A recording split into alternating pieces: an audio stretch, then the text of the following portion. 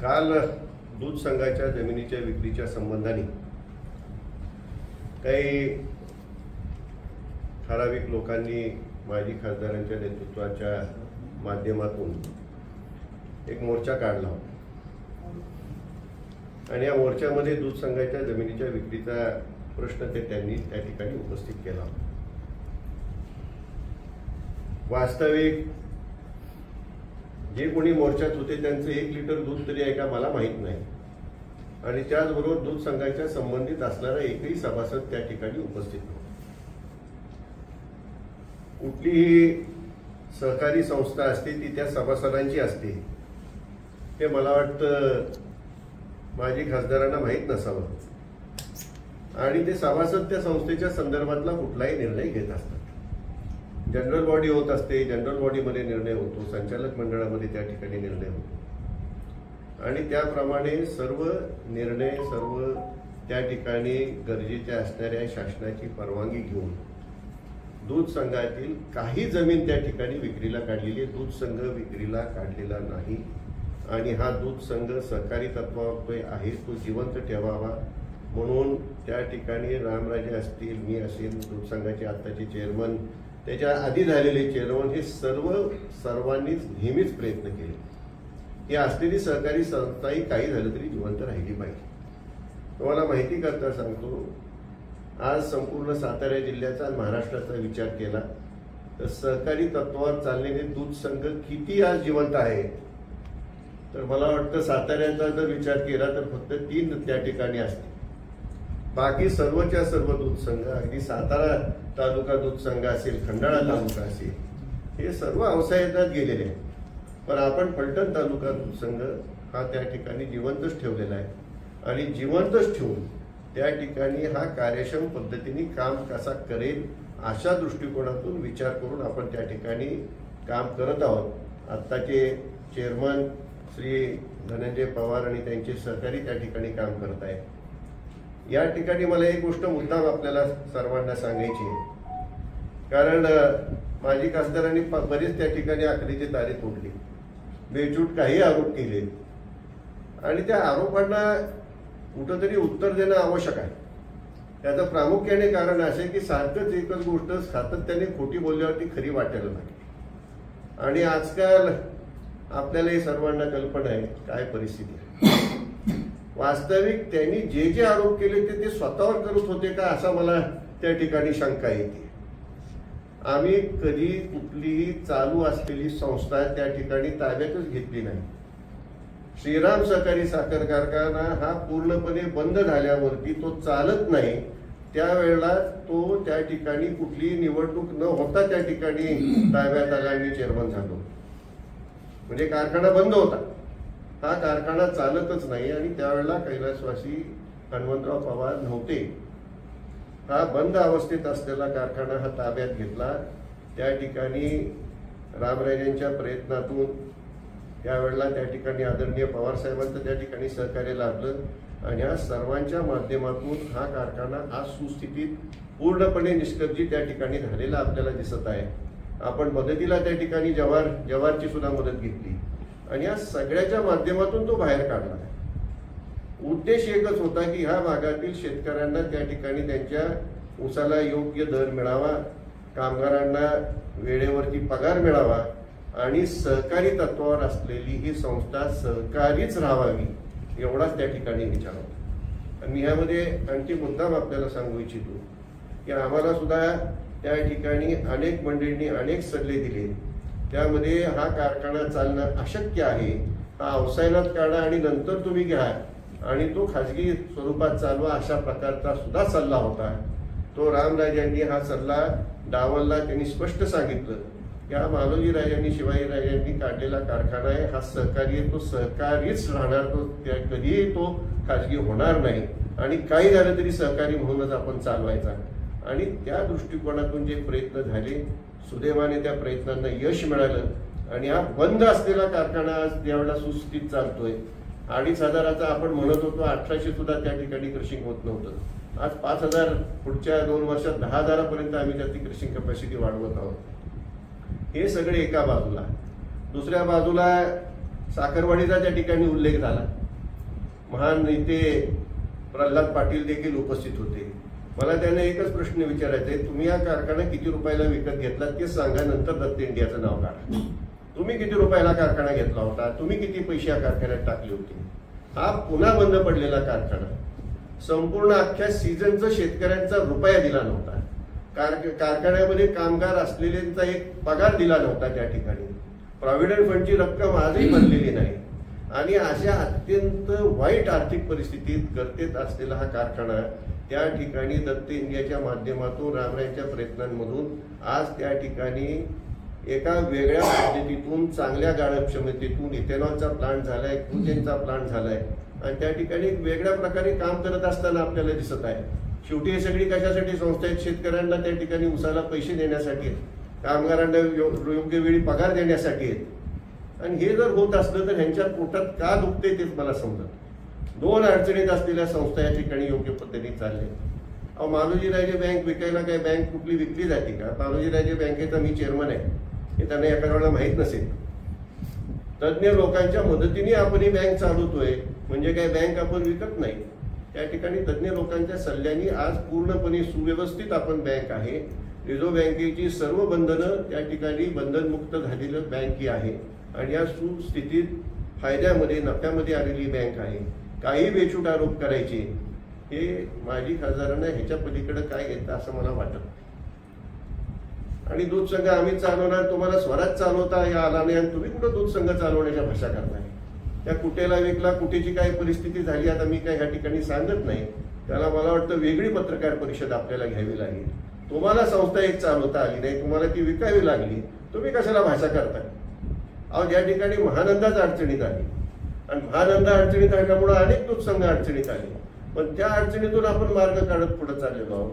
अगदी दूध संघाच्या बाबतीतच बोलायचं झालं, ज्या वेळेला हा दूध संघाच्या निवडणूक रामरायांच्या नेतृत्वाच्या माध्यमातून त्या ठिकाणी डी.के. पवार चेअरमन झाले, त्यावेळेला त्या ठिकाणी फक्त 8,000 लिटर दूध होतं. ते डी.के. पवार, त्यानंतर मुरुंगले सर असं करत जवळपास आपण 50,000च्या वरती ते दूध नेलं. त्यानंतर महानंदा अडचणीत आल्यानंतर सर्वच दूध संघ अडचणीत यायला सुरुवात झाली. तरी सुद्धा फलटण तालुका दूध संघ अजून सुद्धा टिकून आहे. आणि हे दूध संघ का अडचणीत आला, आता त्याच्या खोलात जाऊन जर तुम्ही अभ्यास केला तर तुमच्याही लक्षात येईल का अडचणीत आला, कुणी अडचणीत आणला. श्रीराम सहकारी साखर कारखाना का अडचणीत आला, तो कशामुळे आला, कुणामुळे आला, तुम्हालाही सर्वांना माहिती आहे. अवे गल्ल्यातून पैसे घेणारे कोण होते तिथं संचालक, याची जरा माहिती घ्या. चेअरमन कैलासवासी हनुमंतराव असताना त्यांना त्रास देऊन पैसे नेणारे कोण संचालक होते, कोण संचालिकांच्या माध्यमातून त्यांची यजमान त्या ठिकाणी येऊन पैसे नेत होते, याची जरा माहिती घ्या. आणि बेछूट आरोप काही करायची, जमिनी विकल्या.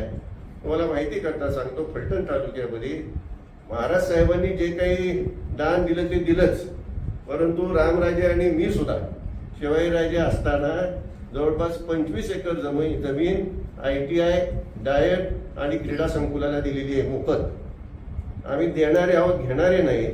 त्या ठिकाणी विमानतळाच्या जमिनीच्या बाबत सांगितलं गेलं. गोळीबार मैदाने महाराज साहेबांचंच होतं. त्या ठिकाणी सूतगिरणी निघणार होती, तुम्हाला कुणाला त्याची कल्पना नसेल. सूतगिरणी निघणार होती, ती सूतगिरणी दुर्दैवाने निघू शकली नाही.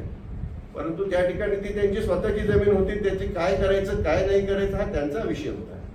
आणि विमानतळाच्या संदर्भामध्ये या ठिकाणी कधीही ते विमानतळ आम्हाला मिळावं म्हणून असा कुठलाही आमचा अर्ज तुम्ही दाखवा आणि हा अर्ज बघा, हा अर्ज कुणी केलेला आहे याची नीट माहिती घ्या की विमानतळ आम्हाला मिळावं. हा अर्ज कुणी केला याची नीट माहिती घ्या. तुम्हाला मी देतो, तुम्ही त्याचे फोटो काढून पाहिजे तर नंतर त्या ठिकाणी द्या की कुणी अर्ज केलाय की विमानतळ आम्हाला मिळावं याची नीट माहिती घ्या. कोण सरकारी जमीन त्या ठिकाणी ढापण्याचा प्रयत्न करते.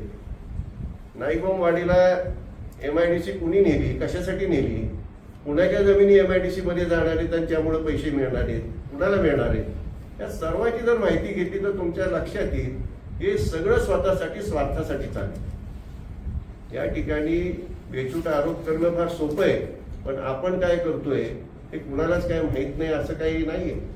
त्या ठिकाणी स्वराज कारखान्याच्या मार्फत त्या संपूर्ण परिसरामध्ये जे त्या ठिकाणी ॲफ्लुएंटचं पाणी सोडण्यात आलेलं आहे, मळीचं पाणी सोडण्यात आलेलं आहे, त्याची किती परिणाम किती गावांना भोगायला लागते याची माहिती घ्या. त्या ठिकाणी नीरा देवघर, धोम-बलकवडी पाणी प्रश्न, पाणीदार खासदार आणि धोम-बलकवडीचा कालवा फक्त एकट्यासाठीच कधी सोडला? ही वस्तुस्थिती आहे का नाही? एकट्यासाठीच कालवा मध्येच सोडला आणि त्यामुळे उन्हाळ्यात त्या ठिकाणी एक पाळी पूर्णपणे कमी बसली. त्याचा संपूर्ण तालुक्यातील, खंडाळा तालुक्यातील, फलटण तालुक्यातील सर्वांना त्याचा परिणाम भोगावा लागला. या गोष्टी आता बोलाव्या लागणार आहेत. एक अत्यंत स्वार्थी आणि पोत्या मनोवृत्तीचा हा माणूस आहे. याला आरोप करण्यापलीकडे फारसं काही येत नाही. खोटं फक्त सगळं दाखवायचं. नीरा देवघरची खोटी टेंडर काढलेली दाखवायची. आज त्यांनी दाखवावं त्या टेंडरचं पुढं काय झालं. हे असा बोगस माणूस आहे आणि या बोगस माणसाचे त्या ठिकाणी आरोप करायचे, बेछूट आरोप काही करायचे, याला काही कशाही प्रकारचा अर्थ नाही. त्या तालुक्यातल्या सहकारी संस्था अडचणीत आलेल्या त्या पूर्णपणे आज सुव्यवस्थित आणण्याच्या दृष्टिकोनातून अनेक वर्षाच्या प्रयत्नांमधून आज यश मिळालेलं आहे आणि त्यावेळेला ही परिस्थिती प्राप्त झाली.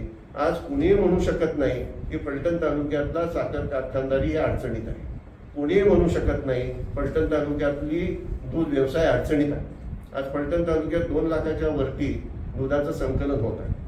मी ज्यावेळेला गुवीण काढण्याचा त्या ठिकाणी निर्णय केला त्यावेळेला गुवीण काढावं, दूध संकलन करावं हे माझ्या डोक्यातही नव्हतं.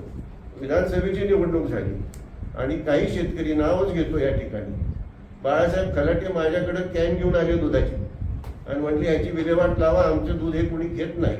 आणि तिथून सुरुवात झाली. मग ते दूध घेतलं, पुढे ते कॅडबरीला पाठवायला सुरुवात केली आणि त्यातून ते वाढत वाढत पुढे आज जे दिसतं ते आज त्यामुळे घडलेलं आहे. आणि नेहमीच आम्ही दूध संघाला हातभार लावून तो जिवंत ठेवण्याचा हा नेहमीच प्रयत्न केला आहे. आज महानंदा त्या ठिकाणी अडचणीतून त्यांनी ते मदर डेअरीला चालवायला दिलं. आज दुधाचं संकलन करत असताना दूध संघाला मिळणारा दर आणि खाली वाटावा लागणारा दर यामध्ये सुद्धा मोठ्या प्रमाणात तफावत आहे. तरी सुद्धा आपण हा संघ जिवंत ठेवलाय आणि पुढच्या काळात सुद्धा तो सहकारी तत्वावरच चांगल्या प्रकारे चालत असताना आपल्याला दिसेल. एवढंच नव्हे तर शासनाला पूर्वी दूध संघाने जी काही जमीन दिली होती ती जमीन आणि त्यावरती असणारी मशिनरी ते सुद्धा दूध संघ येणाऱ्या पैशातून विकत घेणार. म्हणजे काय नुसतंच विकतोय अशातला काही भाग नाही, त्यातून विकतही घेणार आहे. आणि हा दूध संघ स्वबळावरती कसा उभा राहील अशा दृष्टिकोनातून त्या ठिकाणी प्रयत्न चालू आहे. सहकारी संस्था ही जिवंत राहिलीच पाहिजे तरच त्या ठिकाणी योग्य दर त्या ठिकाणी शेतकऱ्याला मिळू शकतो. सहकारी मग कारखाना असेल किंवा त्या ठिकाणी संस्था दूध संघ असेल हे जिवंतच राहिले पाहिजे. खाजगीमध्ये काय चालतं ते आम्हालाही चांगलं माहिती. त्या ठिकाणी खेप गेली की खेपेमागे किती टन मारले जातात हे आम्हाला चांगलं माहिती आहे. काठी करून बघा. आणि त्यामुळे सहकारी तत्वावरती चालणाऱ्या संस्था जिवंत ठेवण्याची जी आम्ही जबाबदारी घेतली आहे ती आम्ही समर्थपणे निश्चितपणे पार पाडू एवढंच या ठिकाणी मी आपल्याला सांगू इच्छितो. काय विचारायचं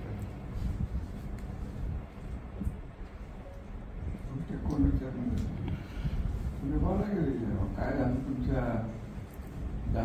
पाण्यात बोला सगळ्यात वेगवेगळ्या आता तुम्ही दालवडीच्या तुमच्या तलावामधून पूर्णपणे पाणी 75 हॉर्सपॉवरच्या मोटरी लावून कुणी उचलली दोन्ही तलावाचं पाणी चालू आणि त्यामुळं त्या खाली असणाऱ्या पर्क्युलेशनमुळे विहिरी ज्या चार्ज होतात जवळपास 800 ते 1000 एकर जमीन आज नापीक झालेली आहे. हे पाहिजे तर प्रत्यक्षात बघून घ्या. आमच्या पैशाने जा पाहिजे काढणारा स्वखर्चाने मागा आम्ही पाठवतो. जा तिकडे पुरवलीच्या तिथे जाऊन बघा काय. फॉरेस्टची जमीन तुम्ही त्या ठिकाणी अतिक्रमण करताय म्हणजे तुम्ही काय करताय हे कोणी बोलत नाही. म्हणजे तुम्ही बोलायलाच पाहिजे अशातला काय भाग नाही. बोलायचं तर खरं तरी बोला, खोटं बोलू नका. हा खरा सगळा हा विषय आहे. बोला विचारायचं विचार. बाबा एक विषय म्हणजे मटका आणि जुगारमध्ये आपल्याला कमिशन मिळतं असाही आरोप माझ्या खासदारांनी केला. मी तुला सांगू पाहिजे मटका जुगार चक्री कोणाचं नगरसेवक चालवत होता मी मग हा प्रश्न आम्हाला त्यांनी काय आरोप केला आम्हाला सांगू नको. त्यांचे नगरसेवक व्यापारी बिल्डर किती ब्लॅकमेल करतात हे सगळं जग आहे. त्यामुळे ते आम्हाला त्यांना विचारा नाही. बरोबर आहे. त्यांनी आरोप केला पण काय करतील? त्यांनी जे आरोप केले ते बिनबुडाचे आरोप आहेत.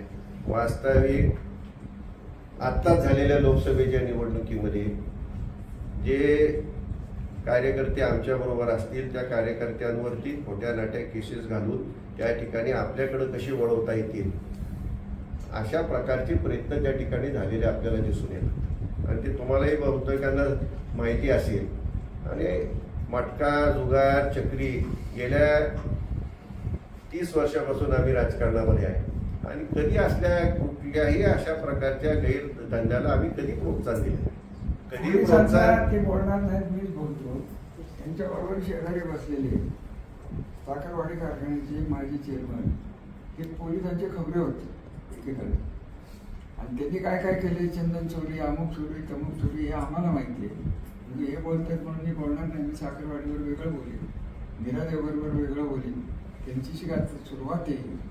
त्यांनी एक लक्षात घ्या की 18,000चा लीड कसा मिळाला या सगळ्या जगाला माहिती आहे की 18,000चा लीड कसा मिळाला. मग तुम्हाला एवढं काय होतं तर माढा आणि करमाळ्यात 41 आणि 51,000चा लीड का तेव्हा म्हणायचं राष्ट्रवादीच्या लोकांनी काम केलं नाही. तुम्हाला लोकांनी पाय उतार केलेले आणि तुमच्या डोक्यातनं आपण जात नाही. प्रल्हाद पाटलाला वाटतं की अजून आपण चेअरमन आहोत, साखरवाडी कारखाना आपला आहे आणि साखरवाडी कारखाना आपल्याला परत मिळेल. सुप्रीम कोर्टापर्यंत यांनी खोट्या केसेस पाटलांनी केलेले. 14 कोटी रुपये प्रॉव्हिडंट फंड हा कामगारांचा यांनी बुडवलेला आहे. कामगारांचे कॉन्ट्रीब्युशन कापून घेतलेले. इकडे अकाउंटवर दाखवलंय की कारखान्यांनी दिले त्यांचं कॉन्ट्रीब्युशन 740 काय असतं ते. आणि तिकडनं दिल्लीतनं फोन गेले कमिशनर कोल्हापूरला हे त्रास देऊ नका प्रल्हाद पाटलांना. या सगळ्या गोष्टी कधीतरी बोलायला लागणार तिथे. तुमची तयारी असली तर आम्ही बोलू. तुम्ही जर शांत राहणार असलं तर आम्हाला काय आम्ही आमचं बोलू. मी आपलं स्पष्ट सांगतो तुम्हाला. कोणी राग आला तुम्हाला माफ करा की तुम्ही त्यांना किती घाबरता हे कळतं, आम्हालाही कळतं. आणि त्याच वाईवच काय बोलू नका. मी त्या बाबतीत ऐकायलाच तयार. आणि तुम्हाला मदत कोण करता अडचणीत हे तुम्हाला नाही. आज सगळ्यात वाईट त्यांनी काय केले तर त्या 10ची बाब त्यांनी घेतली आहे. त्यांनी कोणी कोणाला किती पैसे दिले सांगत. त्या प्रांताची बाजू घेतली आहे, त्या तहसीलदाराची बाजू घेतली आहे. कुठं कशा बदल्या झाल्या हे आम्हाला माहिती आहे ना. रात्री 1:30 वाजता यांच्या घरी पोलीस स्टेशन चालत होते हे तुम्हाला माहिती आहे. रात्री 1:30 वाजता पोलीसचे रीडर तिथे बसत होते आणि आमच्या लोकांच्यावर खोट्या केसेस झाल्या. अजून काय बोलायचं तुम्हाला सगळं माहिती असलेलं. फक्त आमच्या तोंडातूनच वाजवायचं असलं तर वाजवा. यांचं होऊन द्या. पुढच्या वेळेस उद्या त्यांचं उत्तर येईल मी अजून बोलीन म्हणून मी का बसलो. मटका वगैरे असल्या प्रकारच्या कुठल्याही व्यवसायाला कधी त्या ठिकाणी प्रोत्साहन दिलेलं नाही आणि इथून पुढच्याही काळात दिलं जाणार नाही. कोण अशा प्रकारच्या सर्व व्यवसायाला प्रोत्साहन देत होतं आणि कार्यकर्ते कुणाबरोबर आहे त्याची माहिती घ्या. सोडून तुम्ही हे प्रल्हाद पाटील त्यांचे चिरंजीव सगळे कामगार साखरवाडीचे बरेच मोठे भाग आहेत तर दोन्ही गटातले. खंडाळ्यात माझ्याकडे आले मला म्हटले की साखरवाडीच्या प्रश्नात लक्ष घाला. 17, 18, 18, 19 आमची बिलन पगार झालेली नाही. आणि हाच प्रल्हाद पाटील माझ्याकडे येऊन गया वया करत होता. हाच तो काय त्याचं नाव धनंजय दादा 13 वेळा माझ्याकडे आला पुण्यात. इथं 4 वेळा आला. आणि हीच मंडळी त्यांच्या विरुद्ध करतात. अरे काय कशाचं काय चाललंय. हे म्हणतात की फलटणला यांना जमिनी पुरत नाहीत. ही जी एअरपोर्ट आहे धावपट्टी आहे यांचं काय झालेलं आहे मी तुम्हाला खरं सांगू का. हा वैयक्तिक राजघराण्याचा माधवजीराव नाईक निंबाळकरांच्या कुटुंबाचा यांचा विद्वेष. यांनी दिल्लीत पसरवलं की मीच फलटणचा राजा. कोण फलटणचा राजा तुम्हालाही माहिती आहे. ते दिल्लीत पसरवले. तिथं जाऊन सांगतात, दुबईत जाऊन सांगतात मी फलटणची राणी आहे. हे असलं सगळं यांचं बोगस. सगळं बोगस. हा माणूसच बोगस आहे, विकृत आहे, असंस्कृत आहे. दुसऱ्याच्या आईवडिलांची आबरू करायला त्याला आनंद वाटतो. स्वतःच्या आईवडिलांचं त्यांनी काय केले मलाही चांगलं माहिती आहे. इंदुराव नाईक निंबाळकर गेले आणि माझे मित्र होते आणि त्यांना त्यांचं सगळं कळत होतं की आपली लायकी किती आहे. याला वाटतं की आपली लायकी मोदींच्या पेक्षा जास्त आहे. त्यांनी बोलून दाखवलं की मोदींनी जेवढा खर्च केला नाही तेवढं मी माझ्या मतदारसंघात केलं. आणि हे असल्या प्रकारची माणसं जर चालणार असतील आम्ही आहे तोपर्यंत त्याला आम्ही येऊन जाणार नाही. काळ्या दगडाची रे. आजही मला त्याला आव्हान आहे की तू उभा करच. कोणाला उभं करायचं ते कर. तेव्हाही तुला सांगितलं की तू घेच तिकीट. तुला पाडून दाखवलंच. जास्त मी बोलणार नाही, कारण मी महायुतीतला माणूस. त्यांनी महायुती तोडलेली आहे काल, त्यामुळे मला काय महायुती पाळायचं कारण राहिलेलं नाही. बोला, तुझं काय मटक्यावरून बांधलं? ते सातत्याने कशा प्रकारचा आरोप करताय, परंतु सगळ्या फलटणला माहिती आहे की आपण तरुणांना योग्य मार्गाला लावतो. चांगल्या शिक्षणाच्या दृष्टिकोनातून आपण चांगल्या शिक्षण संस्था निर्माण केल्या आहेत. आज फलटणला इंजिनिअरिंग कॉलेज आहे, नर्सिंग आहे, ॲग्रिकल्चर हॉर्टिकल्चर कॉलेजेस आहेत. तरुणांना चांगल्या मार्गाला आपण लावतोय. आपण ह्या मार्गाला कधीच लावत नाही. त्या मार्गाला लावणारे कोण तुम्हाला माहिती, ती कशाला सांगायला पाहिजे. आणि आजूबाजूला वावरणाऱ्यावरून सुद्धा लक्षात येतं ना कोण काय व्यवसाय करते आणि कोण कशात. पण त्यांनी त्या दूध संघाच्या ह्याच्यात हे केलं की खासगी एका माणसाला जमीन घ्यायची म्हणून विकायला काढली. दूध संघाची माझ्या माहितीप्रमाणे कालपर्यंत त्यांची शेवटची तारीख होती. ते कोणी भरलेलं नाही, कारण प्रत्येकाला जो दर जास्ती वाटतो आता त्यांनी वाढवून घेतली आणि आता कोणीतरी भरेल अशी आशा आहे. त्यांना हे विचारा ना, प्रल्हाद पाटलाच्या पुतण्याचा जे बारामती बँकेने लिलाव काढला होता, त्या कुठलं कार्यालय ते त्याला कोणी केलं की मीच घेणार म्हणून. तुम्ही बरोबर नका, यांना काहीच करून द्यायचं नाही. कोणाला पूर्ण दहशतखोर माणूस आहे, ज्याला दुसरं काही कळत नाही. याची पहिली महाराष्ट्र आंदोलनाच्या मानावर 96 साली तिथं धुमाळ गुरुजी नावाची होती, तिथं झालेली होती. तिथं लोक फोटून होते मुलं, आठवून तुम्हाला आपल्या शाळेतून होतं. अरे यांचं सांगायचं म्हणलं तर मला तुम्ही सांगू का, तुम्ही त्यांचं 19 सालचं फक्त ॲफिडेव्हिट बघा आणि 24 सालचं अख्खं ॲफिडेव्हिट बघा, मग माझ्याकडे या, तुम्हाला सांगतो काय करायचं. त्यामध्ये सहकारी तत्वावर अनेक संस्था फलटण तालुक्यात होत्या. त्या ठिकाणी चेतन शिंदे होते म्हणून मी मुद्दाम सांगतो. फलटण तालुका सहकारी कुक्कुटपालन संस्था कमींच्या समोरच आहे. ती आज जमीन कुणाची आहे, ती सहकारी तत्वावर असलेली जमीन खाजगी एकदम कशी काय झाली याची माहिती त्यांनी द्यावी ना. म्हणजे सगळ्या सहकारी संस्था ज्यांनी काढले त्यांनी त्या गिळंकृत केले आहेत. आणि आता जे चांगलं चाललंय त्याच्यात मधून काहीतरी काढायचं, याला काय फारसा अर्थ नाही ना. त्या कुक्कुटपालन संस्थेचं काय झालं, ती सरकारी होती, ती खाजगी जमीन कशी एकदम झाली याची खुलासा त्यांनी करावा आणि नंतर बोलावं पुढचं. MIDCला प्रल्हाद पाटलाने जमीन दिली, स्वतःची तशीच दाखवली. यांनी काय केलंय कारखान्यासाठी? मग एवढं जर सकारावर त्यांचं प्रेम होतं, स्वराज्य का प्रायव्हेट काढलं? स्वराज्य खाजगी का केलं याचं उत्तर द्या ना म्हणून. स्वराज्यात काय चालतं हे तुम्हाला मी सांगतो थोड्या दिवसात. त्यांनी सुरुवात केली आहे, शेवट तिथं जाणार, एवढंच मी तुम्हाला आज सांगेन. फक्त तुम्ही हिंमत असली तर करून दाखवा, एवढंच फक्त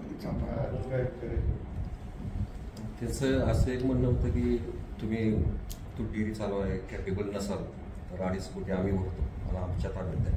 तुम्हाला स्वराज्य दूध संघाचं काय केलं मग